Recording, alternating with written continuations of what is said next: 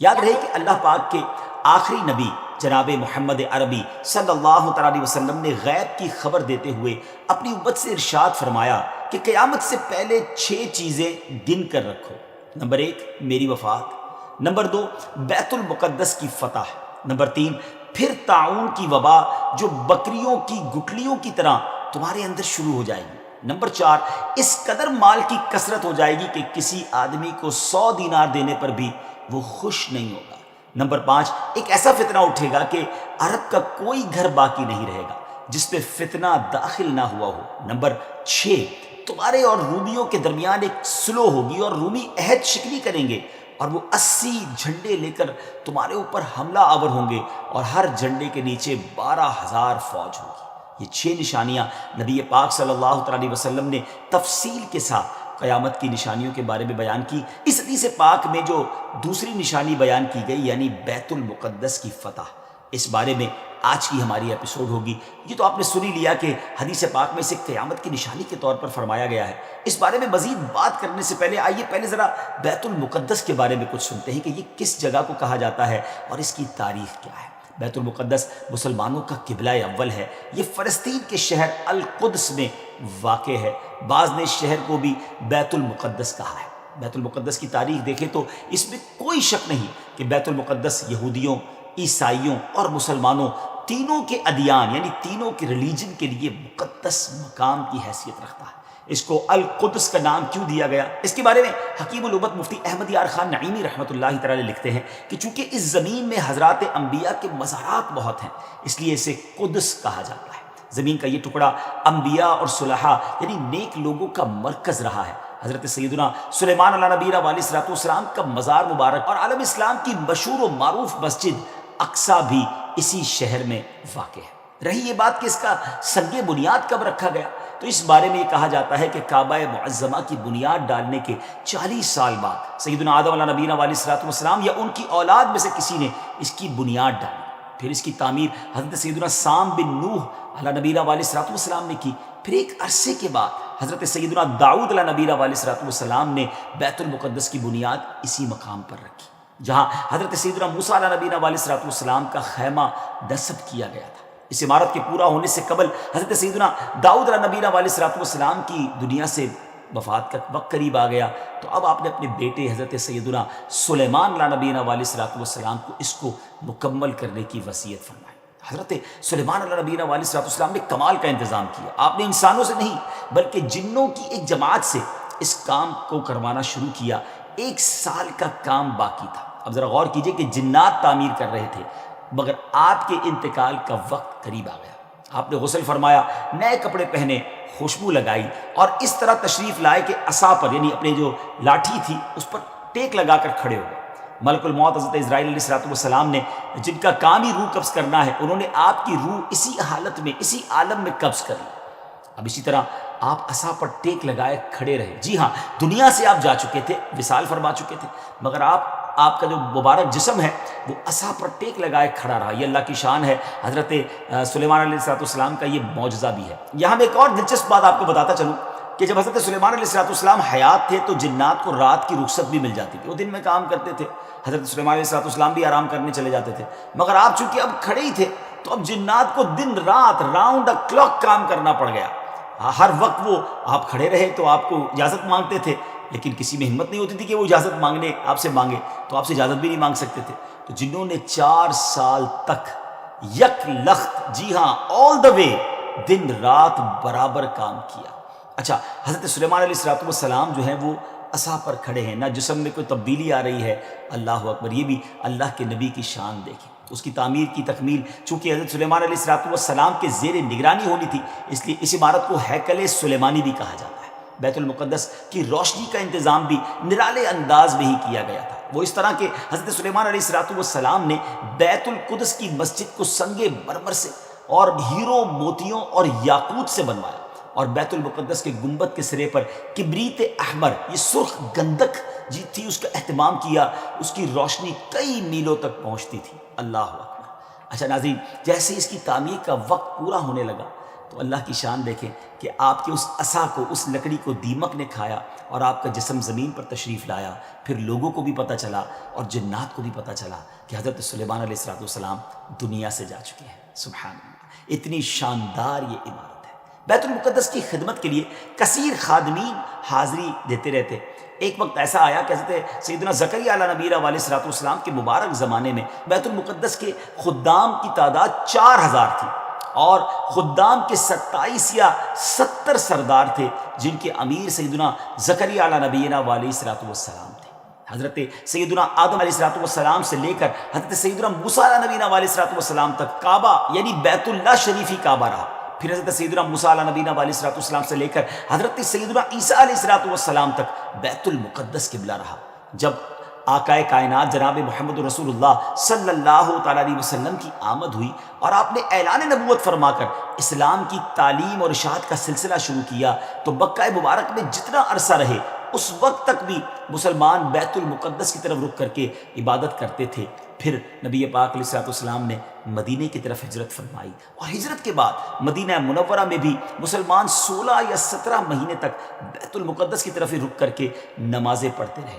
ہجرت کے 1 سال 5.5 مہینے کے بعد 15ویں رجب پیر کے دن مسجد بنی سلمہ میں نماز ظہر کے درمیان قبلے کی تبدیلی ہوئی اور اللہ پاک نے پیارے آقا علیہ السلام کی خواہش کے مطابق مسلمانوں کا جو کعبہ ہے، قبلہ ہے، وہ کعبہ کو فرما دیا اور اب مسلمان کعبے کی طرف رخ کر کے نماز ادا کرنے لگے. اس مقام پر آج بھی مسجد قبلتین قائم ہے. حضرت سلیمان علیہ السلام کے بعد بنی اسرائیل کے زوال کے ساتھ ہی بنی اسرائیل 2 حصوں میں منقسم ہو گئے، تقسیم ہو گئے. ہیکل سلیمانی کی عزت میں بھی کمی آ گئی. ویسے تو ہیکل سلیمانی پر کئی حملے ہوئے مگر ایران کے بادشاہ بخت نصر نے جو فلسطین پر حملہ کیا تھا اس میں ہیکل سلیمانی کو مکمل طور پر مسمار کر دیا اور بڑے پیمانے پر یہودیوں کا قتل عام کیا. تورات جلا دی گئی اور اس وقت یہودی غلاموں کو دریائے فرات کے کنارے آباد کیا گیا اور انہوں نے اس بستی کا نام تل ابیب رکھا. اس کے بعد ایران کے پہلے کسرا خسرو نے یہودیوں کو واپس فلسطین جانے کی اجازت دے دی. تب وہ جنوبی فلسطین میں آ کر آباد ہوئے اور ہیکل سلیمانی کی اثر نو تعمیر کی مگر یہ تعمیر بھی زیادہ عرصے قائم نہ رہ سکی اور 70 عیسوی میں روم کے بادشاہ توتس نے ایک مرتبہ پھر ہیکل سلیمانی پر حملہ کیا، اسے مسمار کر دیا اور یہودیوں کو فلسطین کے جنوبی حصے سے بھی نکال دیا. یوں فلسطین مکمل طور پر یہود سے خالی ہو گیا تھا. حضرت عمر فاروق رضی اللہ تعالیٰ عنہ کے عہد خلافت میں جب فلسطین فتح کیا گیا اس وقت وہاں عربی النسل قبائل آباد تھے. اسلامی لشکر کے سپہ سالار سیدنا ابو عبیدہ بن جراح رضی اللہ تعالیٰ عنہ نے فتح یرموک کے بعد اسلامی لشکر کے ساتھ آپ دمشق آ چکے تھے. آپ نے اپنے اصحاب سے مشورہ کیا کہ قیصاریہ روانہ ہو یا بیت المقدس. حضرت سیدنا معاذ بن جبل رضی اللہ تعالیٰ عنہ کے مشورے پر عمل کرتے ہوئے سیدنا فاروق اعظم رضی اللہ تعالیٰ عنہ کی بارگاہ میں ایک مکتوب روانہ کیا گیا. دونوں شہروں میں سے کس شہر کا انتخاب کیا جائے؟ سیدنا فاروق اعظم رضی اللہ تعالیٰ عنہ نے جلیل القدر صحابہ کرام علیہ رضوان سے جب مشورہ کیا تو مولا علی شیر خدا کرم اللہ تعالیٰ وجہ الکریم نے فرمایا کہ اے امیر المومنین، آپ اسلامی لشکر کو بیت المقدس کی طرف روانگی کا حکم دیں. وہ پہلے بیت المقدس کو فتح کرے پھر قیصاریہ کی طرف جائیں، کیونکہ رسول پاک علیہ السلام نے پہلے مجھے بیت المقدس کی فتح اور بعد میں قیصاریہ کی فتح کی خوشخبری دی تھی. یہ سن کر سیدنا فاروق اعظم رضی اللہ تعالیٰ نے فرمایا اے ابو الحسن، آپ نے سچ کہا. پھر سیدنا ابو عبیدہ بن جراح رضی اللہ تعالیٰ کی طرف پہلے بیت المقدس اور پھر قیصاریہ روانگی کا حکم لکھ کر روانہ کر دیا. ڈیئر ویورز، ہے نا بڑی عجیب داستان، بڑی ایمان افروز داستان. سیدنا ابو عبیدہ بن جراح رضی اللہ تعالیٰ کو جیسے ہی امیر المومنین کا مکتوب ملا، آپ نے روزانہ 5000 مجاہدین لشکر بیت المقدس روانہ شروع کر دی. یعنی 5000 مجاہدین ڈیلی روانہ ہوئے. بیت المقدس کا جو قلعہ تھا، جو فورٹ تھا، وہ بڑا مضبوط تھا. رومیوں نے یرموک کا حال سن کر پوری تیاری کر رکھی تھی. اسلامی لشکر کے جاتے ہی انہوں نے قلعے کا محاصرہ کیا، اس کو سراؤنڈ کر لیا. حضرت ابو عبیدہ بن جراح رضی اللہ تعالیٰ کے حکم سے روزانہ اس فورٹ پر، اس قلعے پر حملہ کیا جاتا. 11 دن تک حملہ کرتے رہے مگر کوئی خاص پیش رفت نہ ہوئی، کوئی پروگرس نہ ہو رہی تھی. 11ویں دن خود سیدنا ابو عبیدہ بن جراح رضی اللہ تعالیٰ عنہ سیدنا خالد بن ولید رضی اللہ تعالیٰ عنہ تشریف لائے مجاہدین نے تکبیر و تحلیل کی صدائیں بلند کی، خوب نعرے لگائے، تو رومیوں کو بھی معلوم ہو گیا کہ اسلامی لشکر کا کوئی بڑا سردار آ گیا ہے۔ وہ سب پریشان ہوئے، اپنے سب سے بڑے راہب قمامہ کے پاس گئے اور ساری صورتحال بیان کی۔ جب اسے معلوم ہوا کہ مسلمانوں کا سردار آ گیا ہے، وہ بہت پریشان ہوا اور کہنے لگا اب تمہاری ہلاکت نزدیک ہے، کیونکہ میں نے پچھلی کتابوں میں پڑھا ہے کہ ملک شام کو محمد الرسول اللہ صلی اللہ تعالیٰ علیہ وسلم کا ایک سرخ رنگ کا صحابی فتح کرے گا۔ اگر یہ وہی سردار ہے تو صلح کے علاوہ اب تمہارے پاس کوئی دوسری صورت نہیں ہے۔ پھر وہ اسلامی لشکر کے سپہ سالار کو دیکھنے کے لیے قلعے کے دیوار پر آیا، سیدنا ابو عبیدہ بن جراح رضی اللہ تعالیٰ کو بلایا۔ آپ رضی اللہ تعالیٰ جب آگے گئے تو ان سے بھی وہی بات کی۔ حضرت ابو عبیدہ بن جراح نے کہا یا تو تم اسلام قبول کر لو یا جزیہ دے کر امان حاصل کر لو، پھر ہم سے جنگ کرنے کے لیے تیار ہو جاؤ۔ لیکن اس راہب قمامہ نے سیدنا ابو عبیدہ بن جراح رضی اللہ تعالیٰ کی بات کا کوئی جواب نہ دیا، فقط خاموشی سے وہ بس آپ کو دیکھتا رہا اور پھر واپس چلا گیا۔ اس نے اپنی قوم سے کہا کہ یہ وہ شخص نہیں ہے جس کے بارے میں میں نے کتابوں میں پڑھا ہے، لہٰذا تم ان سے جنگ کرتے رہو، یہ تمہارا بال بھی بیکا نہیں کر سکتے۔ سیدنا ابو عبیدہ بن جراح رضی اللہ تعالیٰ نے بھی وہاں سے واپس آ کر اسلامی لشکر کو جنگ کا حکم دے دیا۔ روزانہ اسلامی لشکر اس فورٹ پر، اس قلعے پر حملہ کرتا، رومی تیروں کی برسات کرتے، دونوں طرف سے جانی نقصان بھی ہوتا، سپاہی زخمی بھی ہوتے۔ لڑائی 4 ماہ تک جاری رہی۔ جی ہاں ویورز، 4 منتھ تک یہ لڑائی جاری رہی۔ اہل شہر تنگ آ گئے، وہ دوبارہ اپنے جو سردار تھا، جو ان کا لیڈر تھا قمامہ، اس کے پاس گئے، ساری صورتحال بیان کی۔ وہ نصرانی راہب جو تھا وہ پھر قلعے کی دیوار پر آیا اور سیدنا ابو عبیدہ بن جراح رضی اللہ تعالیٰ عنہ سے کہنے لگا کہ ہم ہر حال میں تم سے جنگ کریں گے، البتہ ہمارے شہر کو صرف ایک ہی شخص فتح کرے گا جس کے اوصاف ہماری کتابوں میں لکھے ہوئے ہیں، وہ تم نہیں ہو۔ سیدنا ابو عبیدہ بن جراح رضی اللہ تعالیٰ نے فرمایا کہ تمہاری کتابوں میں اس کے کیا اوصاف لکھے ہوئے ہیں؟ اس نے کہا وہ ہم تمہیں نہیں بتائیں گے، البتہ اسے دیکھ کر ہم فوراً پہچان لیں گے کہ یہ وہی شخص ہے۔ ہاں اگر تم اس کا نام جاننا چاہتے ہو تو ہم اس کا نام بتا سکتے ہیں۔ اللہ اکبر! ان کی کتابوں میں اس صحابی کا نام بھی موجود تھا۔ آپ رضی اللہ تعالیٰ نے فرمایا کہ ٹھیک ہے تم اس کا نام ہی بتا دو۔ اس نصرانی راہب نے کہا کہ جو شخص ہمارے اس شہر کو فتح کرے گا وہ محمد الرسول اللہ صلی اللہ تعالیٰ علیہ وسلم کا صحابی ہوگا، اور اس کا نام عمر بن خطاب ہے، جو فاروق کے لقب سے مشہور ہوگا، اور وہ نہایت سخت گیر ہوگا، اللہ کے کاموں میں کسی ملامت کرنے والے کی ملامت کی پرواہ نہ کرے گا۔ سیدنا ابو عبیدہ بن جراح رضی اللہ تعالیٰ عنہ نے جیسے ہی یہ سنا تو مسکرا دی اور خوش ہو کر فرمایا فتحنا البلد ورب الکعبہ، یعنی رب کعبہ کی قسم ہم نے اس شہر کو فتح کر لیا۔ پھر آپ اس راہب کی طرف متوجہ ہوئے اور فرمایا تم جن کا ذکر خیر کر رہے ہو وہ ہمارے خلیفہ ہیں، ہمارے نبی علیہ الصلوۃ والسلام کے جلیل القدر صحابی ہیں۔ راہب نے کہا اگر واقعی ایسی بات ہے تو تم جنگ موقوف کر دو اور انہیں یہاں بلاؤ، اگر ان میں تمام صفات وہی ہوئی جو ہمارے علم میں ہیں تو ہم ان کے لیے شہر کے دروازے بغیر جنگ کے کھول دیں گے اور ان کو جزیہ بھی ادا کریں گے۔ آپ رضی اللہ تعالیٰ عنہ نے یہ بات منظور فرما لی۔ نصرانی راہب سے گفتگو کرنے کے بعد سیدنا ابو عبیدہ رضی اللہ تعالیٰ عنہ نے جب وہ تشریف لائے اور نصرانی راہب سے ہونے والی گفتگو کی تفصیلات لشکر میں سب کو بتائیں تو تمام مجاہدین خوش ہو گئے۔ ایک مکتوب جس میں تمام تفصیلات انہوں نے لکھی سیدنا عمر فاروق رضی اللہ تعالیٰ کی بارگاہ میں انہوں نے پیش کر دی، اور وہاں وہ خط بھیج دیا گیا۔ اللہ اکبر! جب یہ خط مدینہ منورہ پہنچتا ہے، حضرت سیدنا میسرہ بن مسروق رضی اللہ تعالیٰ عنہ مدینہ منورہ پہنچتے ہیں، بارگاہ فاروقی میں حاضر ہوئے، سلام عرض کیا، فرمایا خوشخبری لائے ہو؟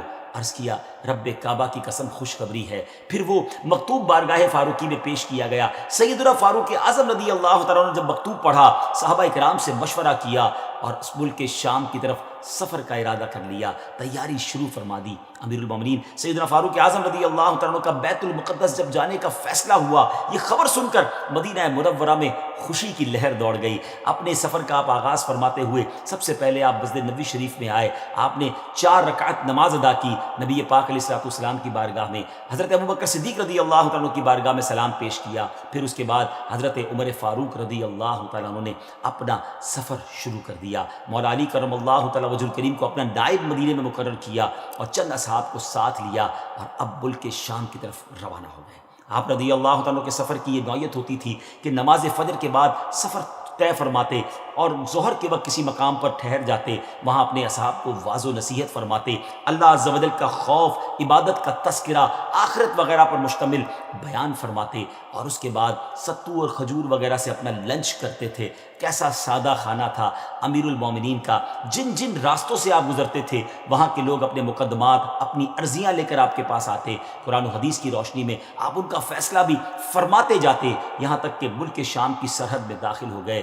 اللہ اکبر! آپ نے عربی شاہ سواروں کا ایک قافلہ دیکھا۔ سیدنا زبیر بن عوام رضی اللہ عنہ کو وہ آگے بھیجا کہ معلوم کرو یہ لوگ کون ہیں۔ تو حضرت زبیر بن عوام رضی اللہ عنہ نے خبر دی کہ حضور جو لشکر اس وقت آپ کا بیت المقدس میں انتظار کر رہا ہے، اس لشکر والوں نے ایک دستہ بھیجا ہے کہ خوشخبری لے کر آئیں کہ امیر المومنین تشریف لا چکے ہیں یا نہیں۔ پھر وہ قافلہ سیدنا فاروق اعظم رضی اللہ عنہ کی بارگاہ میں حاضر ہوا، ہدیہ سلام کے بعد کہا، مصافحہ کیا، دست بوسی کی، اور فاروق اعظم رضی اللہ تعالیٰ عنہ نے ان سے پوچھا کہ تم لوگ یہاں کس لیے آئے ہو؟ عرض کی، حضور اے امیر المومنین، آپ کی تشریف آوری کے انتظار میں پورا اسلامی لشکر اپنی آنکھیں بچھائے، پلکیں بچھائے ہوئے ہے، اور گردنیں اٹھا اٹھا کر لوگ مدینہ منورہ سے آنے والے راستے پر نظریں جمائے ہوئے ہیں۔ ہر شخص آپ کے دیدار کے لیے بے چین ہے، لہٰذا اسلامی لشکر کے سپہ سالار امیر الامت حضرت سیدنا ابو عبیدہ بن جرہ رضی اللہ تعالی عنہ نے آپ کی بارگاہ میں خبر معلوم کرنے کے لیے بھیجا ہے۔ حضور اگر آپ اجازت دے دیں تو میں جلدی واپس جا کر لشکر کو آپ کی آمد کی خوشخبری سنا دوں۔ آپ رضی اللہ تعالیٰ عنہ نے اسے اجازت دے دی۔ اس قافلے نے لشکر اسلام میں پہنچ کر سب کو خبر دے دی کہ الحمدللہ امیر المومنین شام کی حدود میں داخل ہو گئے ہیں۔ ہر شخص چاہتا تھا کہ وہ جائے استقبال کے لیے، مگر سیدنا ابو عبیدہ بن جرہ رضی اللہ تعالیٰ عنہ نے لشکر کو وہیں ٹھہرنے کا حکم دیا اور خود امیر المومنین کی بارگاہ میں استقبال کے لیے حاضر ہو گئے۔ سیدنا ابو عبیدہ بن جرہ رضی اللہ تعالیٰ عنہ کا قافلہ امیر المومنین کے اس مدینے سے آنے والے مدنی قافلے سے ملا۔ سیدنا ابو عبیدہ بن جرہ اپنی اونٹنی پر سوار ہو کر آئے تھے۔ آپ نے اپنی اونٹنی بٹھائی، نیچے اترے، امیر المومنین کی خدمت میں ہدیہ سلام پیش کیا، مصافحہ کیا، گلے ملے، بقیہ اصحاب نے بھی اس طرح ملاقات کی۔ پھر یہ قافلہ اسلامی لشکر کی طرف روانہ ہوا۔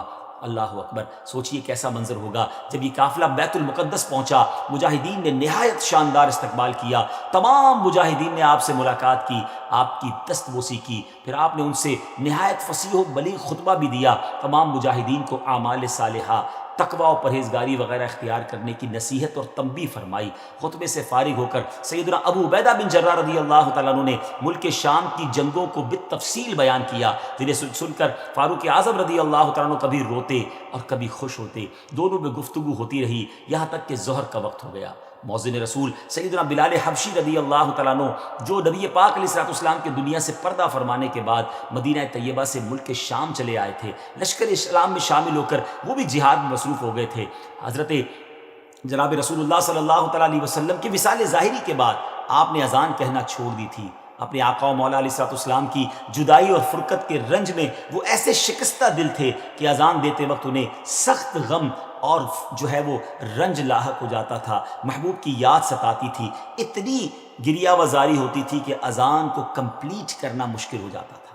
جب نماز ظہر کا وقت ہوا، تمام مجاہدین نے امیر المومنین سے عرض کی کہ حضور حضرت بلال بھی موجود ہیں، ہم چاہتے ہیں کہ حضرت بلال کی اذان سنیں، نبی پاک علیہ الصلوۃ والسلام کے زمانے مبارکہ کی یاد تازہ ہو جائے گی۔ سیدنا فاروق اعظم رضی اللہ تعالیٰ عنہ نے سیدنا بلال حبشی کو حکم دیا، مجاہدین کی خواہش بیان کی۔ سیدنا بلال حبشی رضی اللہ تعالیٰ عنہ نے اذان تو بالکل چھوڑ دی تھی، کسی کے کہنے پر بھی اذان نہ دیتے تھے، لیکن فاروق اعظم رضی اللہ تعالیٰ عنہ کا حکم تھا اور بڑا وہ ادب بھی کرتے تھے، اس لیے اذان دینے کے لیے راضی ہو گئے۔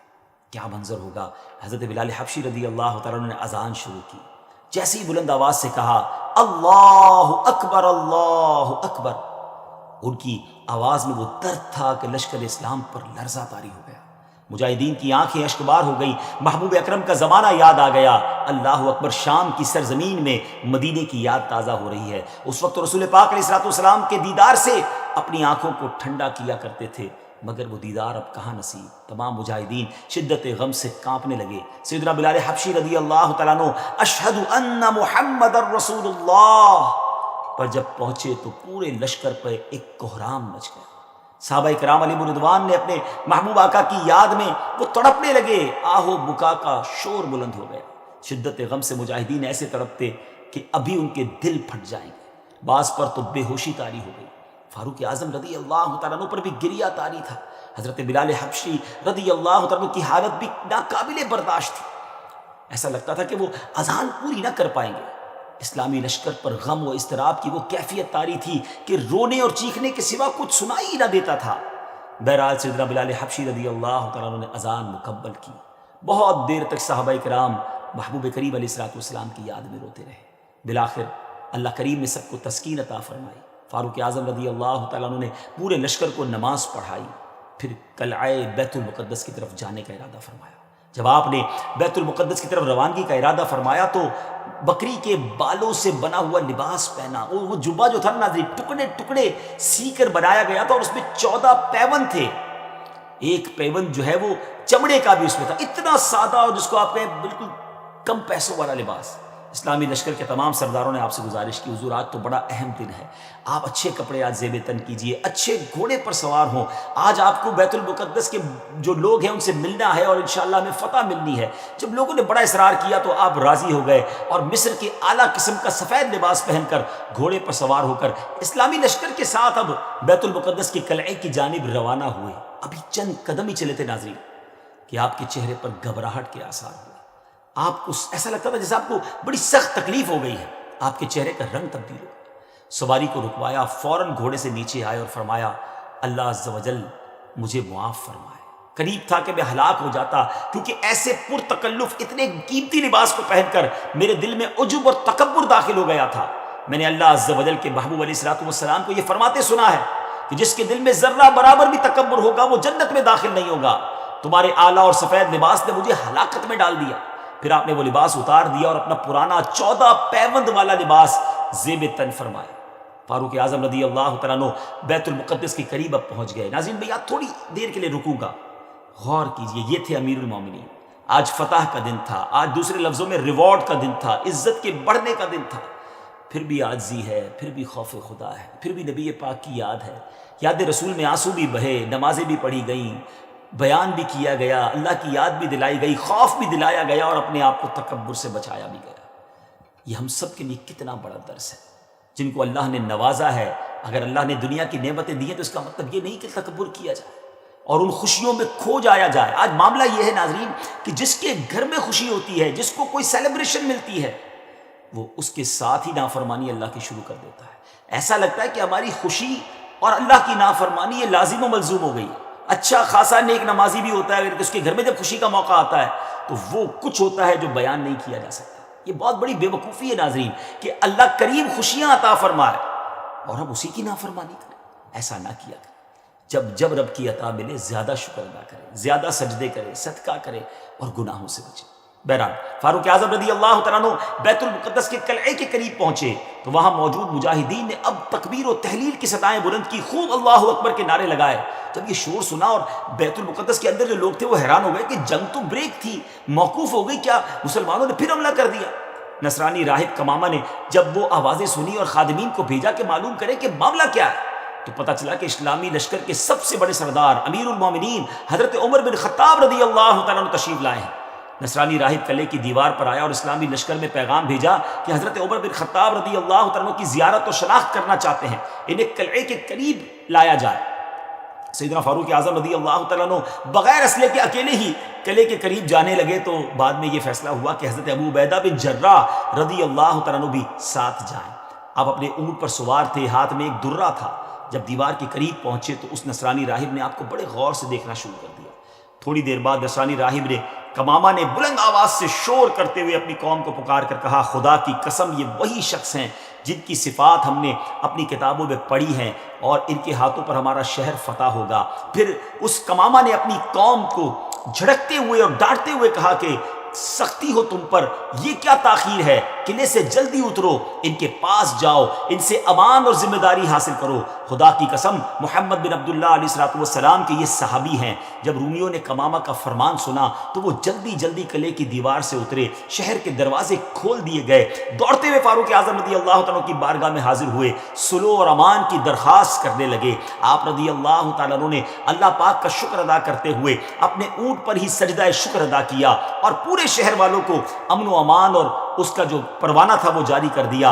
عہد و پیمان ہو گئے، دوسرے دن آپ رضی اللہ تعالیٰ عنہ نے بعد نماز فجر عظیم و شان فتح و نصرت کے ساتھ بیت المقدس کے قلعے میں داخلہ فرمایا۔ اس کے بعد کئی سو سال تک بیت المقدس مسلمانوں کے قبضے میں رہا۔ بعد ازاں تقریباً 11ویں صدی عیسوی میں بیت المقدس عیسائیوں کے قبضے میں چلا گیا، جسے سلطان صلاح الدین ایوبی رضی اللہ تعالیٰ عنہ نے 1187 عیسوی میں دوبارہ فتح کیا، اور بیت المقدس دوبارہ مسلمانوں کے قبضے میں آ گیا، اور پہلی جنگ عظیم تک ترک عثمانیہ خلافت کے زیر انتظام رہا۔ اللہ پاک ہمیں اپنی نعمتوں کا شکر بجا لانے کی توفیق عطا فرمائے۔